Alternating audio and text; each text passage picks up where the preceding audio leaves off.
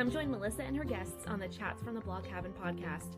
From North Carolina, this podcast will have you feeling like you've known these folks for years. Listen in as they chat about life, culture, current events, and more, all with a special Southern flair. Curl up with your favorite beverage and get ready to be entertained. Tune in now for a unique experience that's fun and insightful. So let me ask you this question. How do the women we call friends help write the story of who we become? Hey, y'all. Welcome back to another episode of Chats from the Blog Cabin. You know, the show where I virtually invite people into the blog cabin to chat about life. And today, because it's still Women's History Month, I am going to start out with a quote. It says, friendships between women, as any woman will tell you, are built of 1,000 small kindnesses swapped back and forth and over again. And that's by our former First Lady, Michelle Obama. And I'm so happy to be joined by actually the very first person who actually jumped on a live with me, agreed to jump on a live with me during my mindset challenge, my dear friend Lucy, who has been on one of the very first episodes of Chats from the Blog Cabin. It was even before it was Chats from the Blog Cabin. So Lucy, welcome back to the show. Tell us a little about yourself before we dive into the friendship and what you do. Thank you, Melissa. Yes, I remember that well. That was so much fun. I can't believe it's been that long that here we are again. So thank you for having me. My name is Lucy Brummett. I'm a writer, a podcaster, an inspirational life coach, and I do all of those things. I started off as a writer from way long ago, back in my home state of Ohio, and more, can I say, like as a teen, I suppose, is when I first got into writing. That's about a little bit of what I do. I have a blog and I write all kinds of things. And I'm also working on other things outside of the blog. Sometimes I write on other platforms, and I've been working on a book, a nonfiction book, for many years that I hope to publish this year, along with some fiction writing as well. Yeah, and who has been encouraging you to get that book that you have literally done? You just need to get it published out. Yes, it's been too long, but I always wondered why people say that they've been working on a book for years, and I'm like, why does it take so long? And now I know. But yes, 2026 is the year that's coming out. Not just one, but more than one book. See, we're holding you to it because you spoke it out there in the universe. By the end of 2026, I'll be checking back in with you and say, Lucy, have you done it? And you're going to go, no, I need to do it. No, I'm going to say, yes, I did. Here's the link. No, you better send me the link when the book actually comes out. That's right. And you'll be back on talking about the book. Thank you. So let's talk about how our friendship began, because it came about really like organically, because we didn't have mutual friends or anything else, really. I would say that it's been so long, and I don't blame everything on menopause, but there's some things in my memory that I do remember and some things I don't. But I feel like when we became friends, it's like we were in a network of like a blogging community. I suppose that would be the best way to say it. And because of events that we would go to, that's how I feel like we got drawn in together. That's my memory. And when I met you, I just felt like that bond was already there. Like, even though I didn't know you for many years, I felt like I knew you for a long time. Yeah, it's like that. It's like there's some people that you meet that it's like instantly, you have that instant, you're like, oh, we're going to be friends forever. And our friendship has gone through ups and downs. It's not been smooth sailing, but we've always managed to find our way back to each other and to get over whatever hurt either one of us has had. Yeah. And I think a lot of friendships are like that. They all have different seasons, for sure. And, I think a lot of it has to do with what we're going through in our own lives sometimes that can do that to friendships. But, a lot of people go, like you said, they go through the ups and downs. And what I love about our friendship is that it's always stayed true to who we are and how we feel about one another. Like I said, you've been a long time friend here in this state, but I feel like I've known you all my life.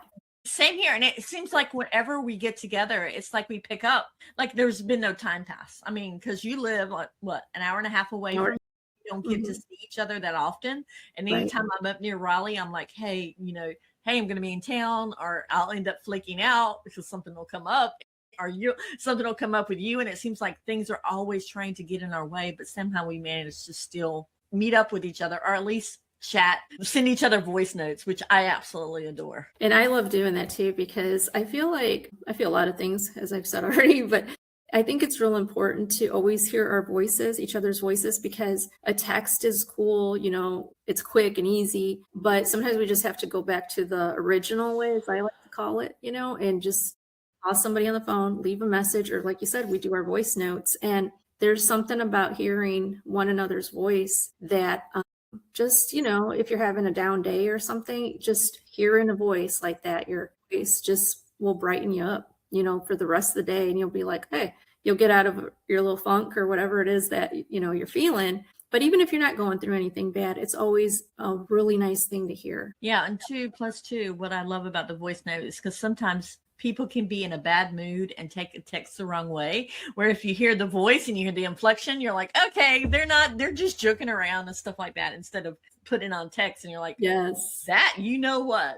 Why the heck did you text me this? Because yes, it's so easy to take things a certain way when they're not meant that way at all. And it's like, that's why I love voice notes, because you hear, or even if you don't get to hear it, at least because you're doing a voice note, you say a lot more, because I like to listen to them anyway. But say like if you're in a hurry or you're busy or you're doing something, if you see this long voice note that you haven't opened yet, it, you can almost hear, like, I can almost hear your voice like you would mine, And +2 with the voice note, now that they have transcription, if you're like in a meeting, you can just kind of skim over and like, oh, I definitely need to listen to this later. But then also know that if it's your friend that's texting you, that it's not going to be a bad note. It's going to be something good. Exactly. So why do you think we've been able to maintain our friendship this long? I feel we've been able to maintain it because we know each other's heart pretty well, I believe. And I like to say, because you worked in the schools too, like I did.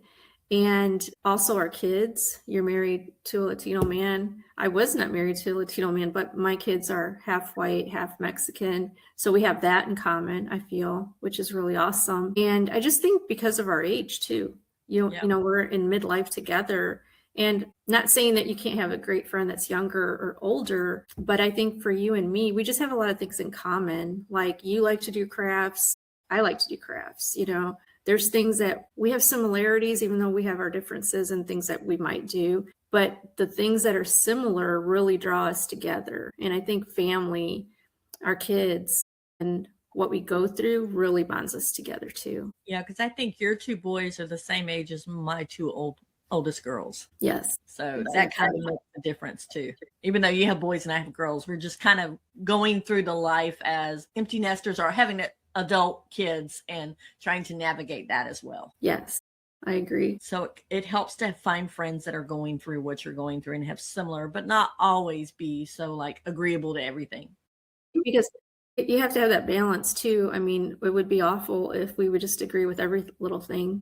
There's some things, sometimes we need a different perspective, a different view, just like your 2 cents, because we don't always know nobody knows everything. But it's nice to be able to hear what somebody else thinks, And one of the things that I remember, Melissa, when I was in college in Ohio, I took a class called critical thinking, and it always gave you another side. It could be one side or multiple sides that could be different from your viewpoint. And it really, I tell you what, that was an elective, but it was like the best class I ever took. I've held on to that knowledge for all these years because it's so helpful, because it does make you think outside of what you're thinking. Yeah. And what I also will say about both of us is that we tend to encourage each other, especially when we're both down on ourselves, because we both can be very critical of ourselves. But when we have the other person in our corner saying, yo, you can do this, you can do this, you can do this, it helps. Yes, it does. And everybody needs that. That's what, like when I'm writing, and you do it too, we just kind of put our hearts out there to encourage other people, because we know what it feels like to feel bad about ourselves or not be confident in something or pursue something. It could just be that day, like not going well. But when you have a good friend just like cheering you on along the way to give you that encouragement, even though you already know it, there's nothing like having a good friend like you to say, yes, you can, Lucy, you can do this. Or I can tell you, yes, Melissa, you got this, you can do it. And it means a lot. I mean, I carry that kind of encouragement like gold, And you've also got to have a friend who understands that there may not always be because I was in the situation when my girls were younger where there's not always, it's not like you don't want to do things, but you just can't do it. Like you can't, like there's barriers in the way that you can't do it. And you have to have a friend who understands that you can't do it, not because you don't want to be around them, but there's other things in play that you just can't do things. Yeah. I mean, there's that's really important. I'm glad you brought that up, because when you're going through life, you're going through the great moments and you're going through the not so great moments. Mm-hmm. And in the not so great moments, like you just said, you don't always feel like doing things, or you just need time to like process something. And that could be a day, that could be an hour, that could be a month. You don't know, a year. Yeah. And it has nothing to do with the other person at all. It's just that you're in your own space, having to process something that could take some time. But having a friend that's got your back, that understands that, I mean, you cannot put a price on that ever, because it goes so much farther. Or even that, for that matter, a friend who's willing to like switch up plans. Like, for instance, I'm just going to put it out here, is that we were supposed to have this in person and something happened and you couldn't come down, but I'm like, let's just switch it to remote. And you're like, let's do it. Yes. So, having alternatives to be able to say, you know what, I understand. I get where you're coming from. Let's switch it and let's change directions a little bit. Yeah. And it's so, thank you for being like that too, because that's what I love about our friendship is when things do pop up and, you have to do other things and you can't do the thing like get together in person. It doesn't mean that it's a no, not ever. It's a no, not right now, but at least we know why. And then that just makes it even that extra special when we are going to get together, because we will before summer. Absolutely. I'm saying next month for sure, April. So I know it's bittersweet, when you can't do it because you really want to just hang out with your friend and do things. But when you have that understanding of one another, you just understand and you're like, okay, it's not a big deal. Let's go with this other plan and we can still make it work. Yeah, I know there's been friends in the past, if I had said, no, I can't do it, or no, it's not a good time for me, they just totally write me off and never invite again. And I think that's what's important to understand about any type of friendship, is that you never know what's going on in the other person's life. I mean, they may tell you a little bit snippets here and there, but you may not know the whole story, because there are some people that like to hide what's going on in their life and just kind of just like check out everything. But what I love about ours is that we're kind of like, we're pretty much open. I mean, there's probably things I still don't know, and there's probably things you don't know about me, but we're pretty much open with, if something comes up, the reason why it's come up, and it's like, oh, okay, not a big deal. And that's the thing. It's like one of those things that's understood. It's like you don't have to say anything, because that's the one thing about friendship is, what I've learned is like never make assumptions. Never make assumptions, because that will kill a friendship like that. You might as well put the match on that friendship and it's gone. And then all you have is ashes because of a misunderstanding or an assumption. So even though you may not you, but like any friend in general, with you and I and our other friends, you don't always have to say everything, because some stuff is meant to be kept to yourself, right? In that moment. And maybe it's too hard to talk about. And then later, like you said, it'll pop up. Hey, remember back when, this was going on? This is why, I was a little quieter, or whatever. That can happen. But that's just called life. And that's why, like, I really respect your moments of quiet, my moments of quiet, or other friends that we have like that, because we get it. We've been there. Like, we've been through those trenches ourselves, and that's okay. And it's just a good friendship, or a great friendship, understands that those moments happen and it has nothing to do with the other person at all. Yeah. And I do want to say, I did a podcast episode for Women's History about finding your tribe, but I did not include you because I knew you were going to come on.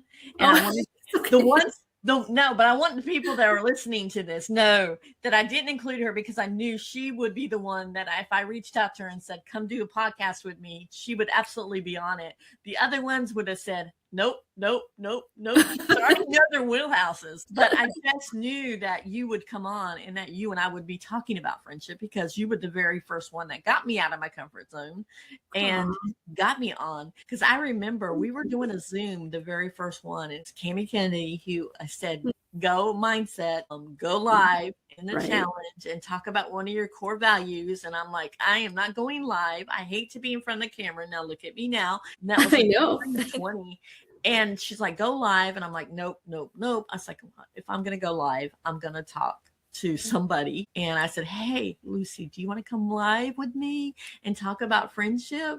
And you're like, yes. And so we were on Zoom. We were going back and forth trying to read the comments. And then Tiffany Haywood, not the Mrs. T, it's me T now because she's gone through a divorce. She said, oh, there's a much better way. And she got me on the StreamYard. So you have to have friends that are willing to say yes to your crazy ideas. And some say, you know what, there's a better way, and point it out to you instead of saying, well, you need to do this, this, and this, and this, and this, and dictating what you need to do instead of saying, you know what, we can do this, but there's a better way to do it. Absolutely. And that's one of the cool things. I'm glad you said that too, because that's one of the cool things with technology. I'm not saying I know everything about technology. I absolutely do not, but I've learned a lot more since I got started, and as you have too. And I'll look at you. You've blown up, you've had so many episodes, great conversations with people, tough conversations, amazing conversations, all because you took that step. And thank you for thinking of me, that first time that you got on. But I feel like even if I wouldn't have gotten on this with you back then, you would have already done it. And I got the honor of doing it with you. No, I think being able to have someone to walk with me through this and by my side got me out of my comfort zone. If I had to do it by myself, it wouldn't have happened. Chats from the Blog Cabin would not even be around. I feel extra special today, thanks. Because it had to be the right person at the right time. The mindset challenge, it was a challenge. Of course, I wanted to win that challenge. It was something that, I was like, let me just ask Lucy. You were the first person that popped in my mind because I knew that you had experience of getting and talking and doing a podcast as well, because you had already had your podcast by that time. And we'll talk about that in just a second. But you were able to just I was nervous. I stood up the whole time, I think, but I was like, I'm ready. This is going to be great. And after that, I was like, oh, I got to do another one. Oh, let me do another one. Oh, let me do another one. And then I was like, finally, all these years, 6 years later, you're finally back on. Isn't that 6 years? I can't even believe that. See, time has flown so much. And now you're a pro. I'm still learning a lot, right. But still. And I think that encouragement is what got me out of my comfort zone, is knowing you behind me all the time. I remember last year when I was going to a women's event and I met you in Raleigh because it was before the event. I was like, hey, can we meet at a coffee shop just to chat and hang out together? Because we hadn't seen each other in forever. You're like, sure. And I was so nervous going into that event. And I was like, almost turned around the car multiple times because I was like, I cannot do this. I cannot do this. And I got there and I met one of the amazing people that came on the Women's in History thing through the Instagram.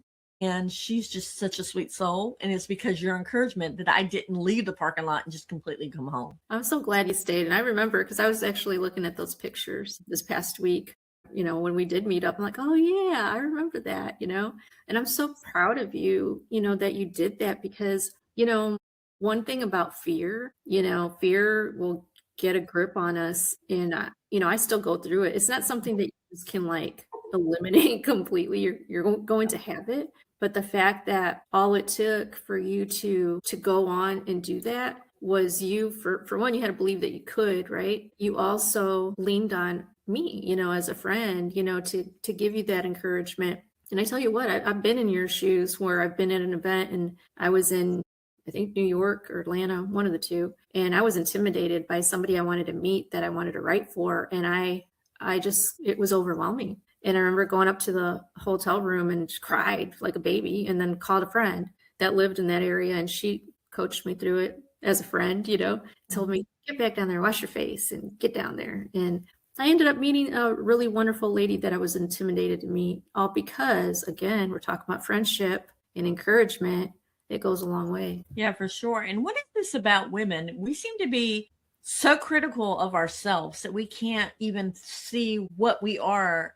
We have to have other people point it out to us what we are to them. I think it's a lot of the times, we know, if we're by ourselves and we're having this really chill day, fun, peaceful, a good day, we we can believe what we know we're capable of doing and our gifts and talents, things that we have. But when we get into things that cause us like to feel unqualified, we're like, I don't know if I belong in that room. I don't know if I belong at that table or in front of those people, or maybe it's something that we want to pursue.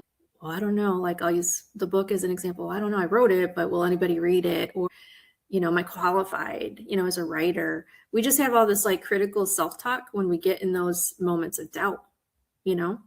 And I think that's my take on it. I love the fact that friendship can be community over competition, because I think a lot of women feel like they have to be competing to the person next door or the next writer or the next Michelle Obama, like the quote that I said beginning with, or the next Nikki Koziar, Lisa Turkhurst, or Frida McFadden. I think she's the great writer out there now. Or there's another one. I'm thinking of it. Hoover. What's her first name? Colleen Hoover, the one that all these movies are being blown up because she's writing it. It's the Blake Lively. Okay. Yeah, she's the one that wrote all those books. But they think that there's not room for anybody else because they cornered the market. But it's a friend that takes your hand and says, you know what, there is room for you. There is space. Yes. It may not be in the high market space, but what you have is value. That's right. I think what you have is value. And that's why I get so frustrated when you were like, the book. I'm like, you've been working on this book forever. Publish it already. We're all guilty of like making excuses. I'm not going to say I have never made them. And I'll say this, sometimes we'll use our life circumstances, whatever happened to us that was horrible. I don't want to call it a full-blown excuse. Like, it has its time to be in your life, to say like, well, you know what, I didn't do it because of this or because of that. But there does come a time when you have to say, okay, enough is enough. You've already used that excuse. It worked in that moment, in that season or multiple seasons, but what about now? Or like, what about in the future? Don't you deserve it? Don't you want it like to happen and just like be so happy when it does happen? So like taking those little steps to get there, and, talking about that book, it seems like, dang, I wrote it so long ago. And then sometimes you do have to put things aside, as as a writer, you have to put it aside, put that manuscript aside, and then let it kind of marinate. And then you go back to it, and then you have new ideas for the book. So that's a plus. But yeah, I get what you're saying too. So what would you think as a writer if somebody told you to choose your words, knowing that you deliberately ponder over the words that you're writing when you're writing them? What would you say to someone that tells you to choose your words? Like, what do you mean choose your words? Like, what kind of person? Like a friend, family member? There are people who are like, basically, like if you say something and you're using the word that is not going to cause the most harm, but the word that, like if you use the word tarnish, for instance, like you don't want to tarnish somebody's reputation because you don't. Right. But they take offense to that word because they're like, why didn't you use a better word? You act like there was abuse and stuff like that. And I'm like, there wasn't. It's just the way I wrote it. Anybody that knows how I write. I get what you're saying, because certain words, when people say things like that, certain words are a trigger for someone else, even though the words that we choose when we're writing is what works in that flow state that you're in, the way that it's meant to be expressed, right? Because we have that freedom. At the same time, we are protective of people, and we don't want to, hurt any feelings or any of that stuff when you're doing certain, types of writing. But when someone says that, it's just like, I guess you have to come to an understanding that not everyone is going to agree with what words you choose. And that's okay, because the audience that is going to read what you've written, that's who it's for. Yep. And it goes back to people pleasing. We cannot please everybody. We're not for everybody. And whoever reads our content, our books, whatever it is that we put out in the world, that's your audience. Those are your faithful followers, and they appreciate you. But the ones that tell you to choose your words, it's not all the time it's something personal, like a personal attack to what we've written. It's really something that they haven't dealt with internally in their own life. It comes out the wrong way when they talk about it and say, hey, choose your words. When in fact, they should just look at themselves and say, why did that word trigger me? What do I need to do to work on myself to not feel that way? Mhm. What's the root of that, you know?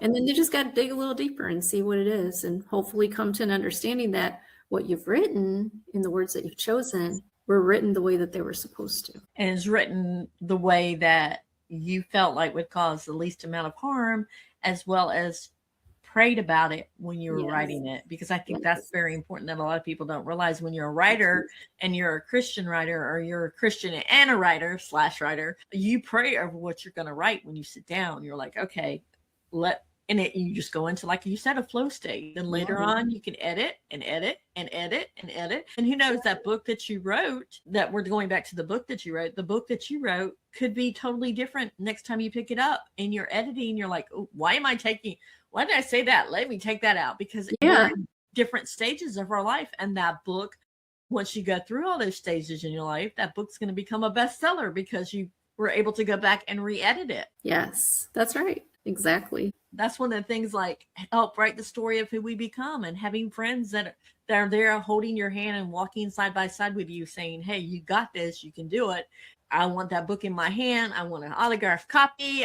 I want to be at the first book launch event. I want to do all this stuff. It helps when you have that friend that's there all the time for you. Oh yeah, like when I read your book, I was like so happy, for one, to have it in my hands, and I could relate to it, because your style of writing is different than mine, but we all have our favorite authors, of course, right? And what we like to read. But I was just so touched by it, because your words, I have an appreciation for words, for one, and then just to hear the way that you put it together, I say hear in my mind, like as if you're reading out loud, but to read them and just feel like what you were feeling,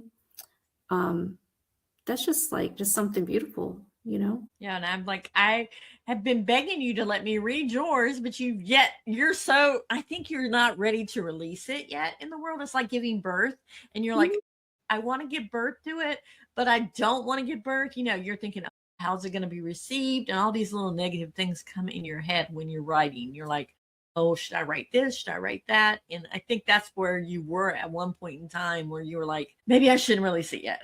It's not. What's funny about that is that I do have those moments, because I never really let anybody look at my work until it's done. But a long time ago, in these years when I was, writing it, and I wasn't completely done yet, I had some beta readers actually a long time ago to read a few snippets, I'll call them a few chapters, to see. They were friends that I didn't always talk with. And I asked them, and didn't even live around here. And I asked them to be my beta readers, and they gave me some feedback. And you would think just that positive feedback right there would have just had me publishing that book right away. I still didn't, but I just don't know how to explain that one, because it's like what you're saying, maybe I wasn't ready to release it. And I think, yes, I wasn't ready to release it, because what I was going through in those seasons back then had to have me pause, even though it didn't really have a lot to do with what I was going through. Not really, because it's nonfiction and it's an inspirational book, actually, but because I wasn't that person that I'm trying to express in the book, that's where the pause came, I think. You didn't think you were that person. Let me add I didn't think I was at the time, or it wasn't time yet, because, this stuff was still going on, or whatever. But yeah, and sometimes time can make you become that person when it's meant to be released. And even though it has been so many years, I know that when it does finally get in my hands or in your hands, it's going to be like, oh, wow, it was worth the wait. Yep. That's what I want to say. But thank you for the encouragement. Yeah, but like you said, going through hard seasons can play a number on your head and on your mental challenge, your psyche. And you can say, well, I'm not worthy. I'm not this. I'm not that. Instead of looking at everything that you are. That's why it's important to have friends that come alongside you and say, you know what? You may not think you're like this, but I think you can do this. I think you're this person. And it's important to have authentic friendships where we can tell each other what's going on in our lives, and maybe not all the details, but enough to know that, hey, you know what? I'm here for you if you need me. Yes, that's huge. That's just like, I know people that are listening to this are going to be saying, I know what they're talking about. Maybe they're not writers. Maybe, they have a totally different profession, but they're going to know, because friendships, that's universal. That's for everybody, no matter what you do in life. But they're going to know who right away when they listen to this, they're going to think about, well, is around me that I consider a friend like what they have. And they'll be able to name them. And if they can't, then I hope they find friends, that they can connect with, because it's so important to not be, isolated, or just, it's good to have your me time, but no matter how old you are, how young you are, friendships, just to have even just a handful of friends close to you, even if you don't live close together, that you can call, that you can, like you said, send a voice message or whatever to, and they, that's just a big deal.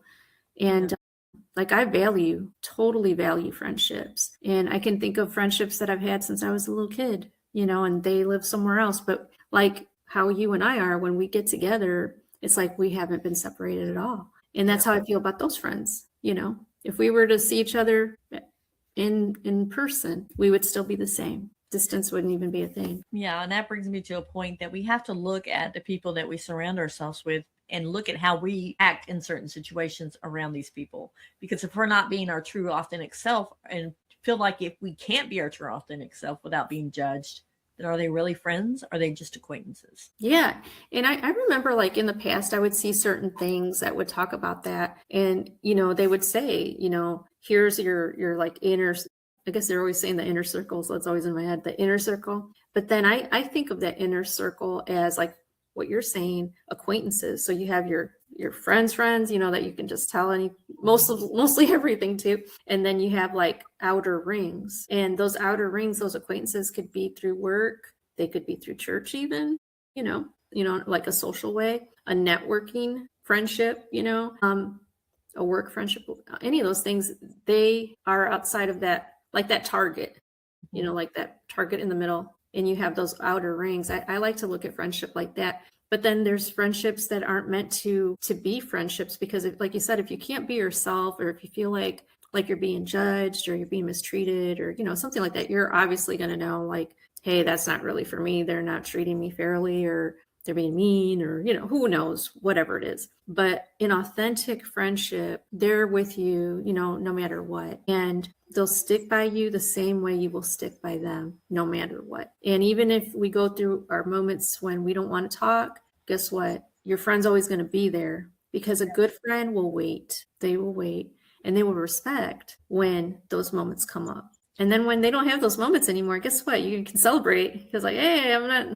feeling this way anymore. Guess what? I'm back to my old self. Thank you for giving me the time that I needed, like, that means so much. And I missed you. Let's do something, and you can get back to what you're used to. Yeah, for sure. And you also have to surround yourself with people that show up for you.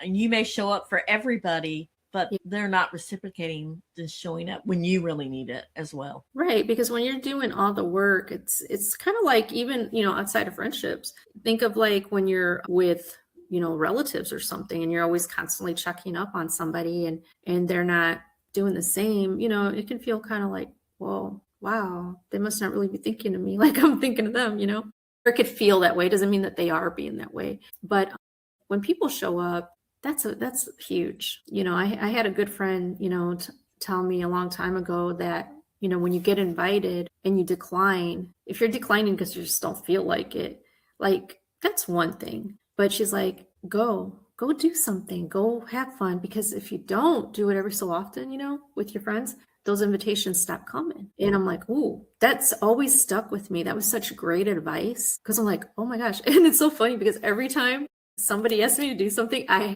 hear her in my head. And it was just such a powerful thing to say. I'm like, you know what? I've always remembered that. And that's like some of the best advice I've ever heard. And I do my best to do what I can when I can. But it's just funny how you don't forget, things that people tell you. And it's like, that's really helpful. I'm glad that they told me that. That is so true. And I mean, how do we navigate hard moments in friendship, though? Because like I said, at the beginning of the show, there was a point in period of time where we were like estranged a little bit, but we still found our ways back to each other, because it was meant to be. We had to take that little break. But how do you navigate that? I think one of the things you have to understand is, when it happens, like, to people, you won't always know why things happen. And I don't know if you really have to or if you don't, because it goes back to whatever happens in the friendship, you just have to let time heal things. And whoever's meant to be in your life is going to stay in your life. They're going to want to be with you, want to talk to you. You know, someone that doesn't want to do that anymore with you and isn't, I don't even want to say the word willing, but if they've just changed their mind or if they've just lost like what they felt when they were with you or you with them, whatever, whoever it is, you just kind of have to like talk to yourself and say, do I want to keep this friendship alive and thriving? Or do I respect or let it go? And, you know, I remember there's like, what was it, Medea? You know, one of those skits where they say, the videos I've seen where they'll say like some friends are meant to be there for a season or multiple seasons and then they're gone. But the way I look at that is if that's the case, guess what? Guess what? Those friendships that no longer are with us, they were a blessing when we had them. And then once they're gone, but you can let them go with love if they're not meant to be in your life anymore or you're not meant to be in their life anymore. We don't know why sometimes. We may not ever get that answer, but just knowing that you blessed them and they blessed you back for whatever time that was, that's enough. And guess what? You look around your circle again and say, okay, who's still with me? And who am I still with? And that should be enough. It's not easy. It's definitely not easy at all. There's not an easy like cookie cutter method. Everybody's different. But what I've learned is, although those moments can be super painful, it's just something that happens in life and we don't always know why. But it's okay. You're going to still have good friends around you, others. Yeah. And the thing is, if you're a good enough friend, you kind of take your little time outs from each other, but then you come back together if that friendship is as authentic as you want it to be. Yes. Like, I need a break. I'm a timeout. I don't want to be around anybody at the moment, or I don't want to be around this certain person or this certain person. But if it's meant to be and you're meant to be good friends like we are, then you're going to find your way back to each other. Not all friendships are perfect. And I think the society has, you have to have a best friend. You have to do everything with each other and you have to do, and you're always going to get along. There'll be no fights, no nothing. And that's not human. It's not realistic. It's only when you can show your authentic self and know that person's gonna love you regardless of what you say, even though you may have a blow up with each other, you know deep down they're still gonna be in your corner. If you pick up that phone and say, hey, I need you, they're gonna come running. Absolutely. And I remember, like, when you say that, it reminds me of when I was going through my stuff. And well, for me, I did get divorced. If anybody hasn't figured that out yet, that's what it was. But I remember before I got divorced that I was just a mess. My emotions were horrible. I was just so sad. And I just wanted to go back to my home state and just visit a friend that we worked together, you know, back when I was like a dental assistant. And she was amazing because our families had known each other forever, right? And I was able to make that like 9-hour drive back to Ohio, knowing that I had her on the phone. I'd pull over. She's talking me through my tears. It's a miracle I got to Ohio in that state of mind. And that type of a friend, like what you're talking about, and I know you're that for me too, was just something that I couldn't have done without in that season. And those are the type of friends that, you know, are lifetime friends. You know, it's a blessing. The only thing I see wrong with our friendship is that we don't live close enough together. Me too.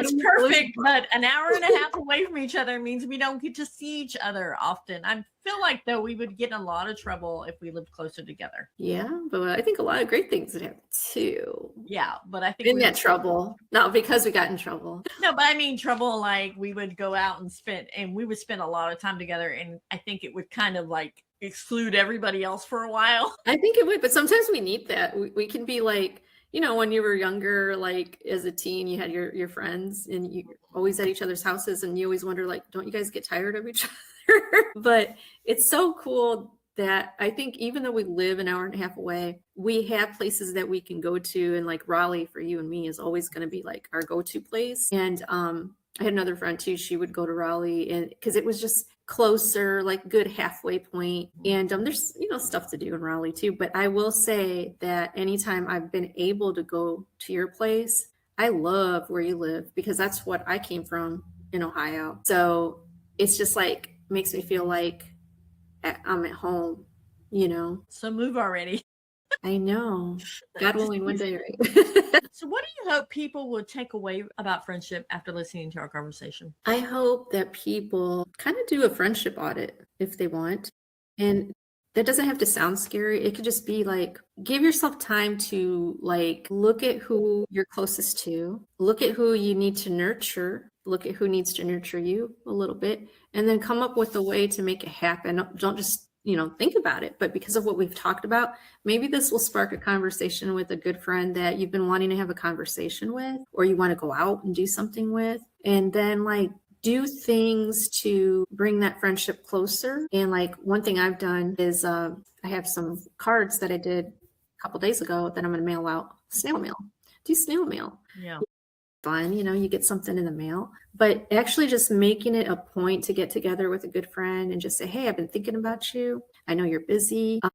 Your friendship is very important to me. Are you busy on such date? These are the dates I'm available. What about you? And just do that, I mean, I think if you put an open ending, oh, let's get together, nothing's ever going to come about. Come and say, hey, I'm free Friday, I'm free Monday, I'm free Wednesday at this such and such times. Are you free? Let's get coffee, or let's go to lunch, or let's do something, because I don't know how many times we rescheduled this podcast because you were supposed to come down and then you were supposed to come down again. And then I was like, let's just do it remote because I want to have it done. But I still want to see you. But I know now that the podcast is out of the way, we're going to be able to spend more time actually engaging and interacting with each other as friends instead of, oh, we have a job we have to do. We have to focus on this first and get this That's done right. and that. So I think it actually was a blessing that this happened, that we had to do it remote, because now when you come down, we can have fun doing anything else we want to do. I know that'll be the reward. So tell us exactly what else you do, because I want to promote you as well. So now it's your floor. Thank you.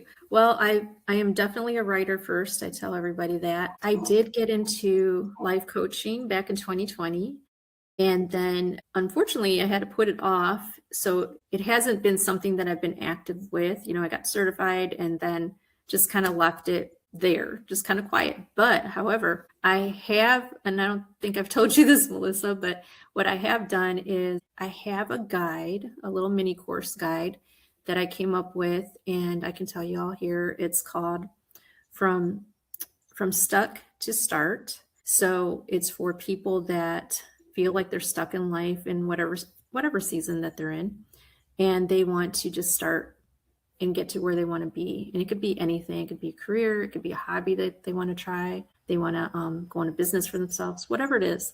Because I think it's important to get people to do what they have thought about doing, but they feel stuck. So that's one project besides the book that I am working on. And that will be launched actually this month, the guide that I am talking about, From Stuck to Start. I also do a podcast called Arrows and Lattes that I am going to record soon. But you're more than welcome to go visit that on any podcast platform and listen to that. And those are mainly the things that I do. So writing, podcasting, and just here to inspire people through my words and through anyone that wants to work one-on-one with me to just, go for their dreams and just see what could happen. Just give it a shot and not be stuck anymore in life. And I will have to bring up that you are archer, so you'd like archery. So that's why it's arrows and lattes. And that's why she was talking about the target and the bullseye and the thing in the middle. I'm like, that is her archer brain. Yes, you're right. Archery is my hobby. So yeah, I was thinking that. You know me. I know you too well. Do. So is there any last thing that you want to leave people with? Yeah, I want you to take today and just like think about who you are right now in the moment, and think about who you've been. And if there's anything that you want to try that you've been too afraid to try and you're just not sure, just know that you can do it. Everybody starts somewhere, and you deserve to try. You deserve to see what happens, just like Melissa and I with the things that we've done and the friends that we know that have done different things. It's not always just writing or the things that we're talking about. It's about, what is it that you want to do? What can you do today? Just like, we'll take that little step, whatever it is, and just get it started. That's mainly the thing. And always remember that when you want to pursue something, you will get to pursue it, but always have your close friends around, like Melissa said, to keep on encouraging you and that you can encourage in return. And I think when you have that, you're going to see some phenomenal things happen in life. Yep, 100%. I agree with you 100%. Lucy, thank you for coming on. Again, this won't be the last episode of the Chats from the Log Cabin, though, because I got to put that out there. Thank you for having me. But I just think it was important to talk about women's friendships during Women's History Month, because I think a lot of women feel like they have to be in competition with each other instead of in community. And it's important that we build a community that believes in us, that encourages us, and that is there for us when we need it, when we're going through the hard time. Even if we don't know everything that we're going through, just someone knows that, hey, they're having a hard time right now. I need to step up and be there for them, because I think it's important. Absolutely. So guys, I'm going to leave you with this little message. Friendship isn't just about having people around you. It's about having people who truly see you, which Lucy does, support you, and grow with you. And I think that's a real value and treasure of a true friend, is someone who sees you, who doesn't try to change you, who supports you in whatever crazy idea you may have, even though they may not think it's the best idea, they're still going to support you, and someone that grows with you and not leaves you stuck in the same place. Because I think over the years that we've been friends, we have seen each other grow so much and blossom. And we're there supporting each other and encouraging each other. And we're not trying to change each other. I think that's very important. So thank you, Lucy, once again for coming on and for sharing. And if you have a friend that needs to hear this podcast episode, please share it with your friend. And don't forget to like and subscribe. Until next time. Bye, guys.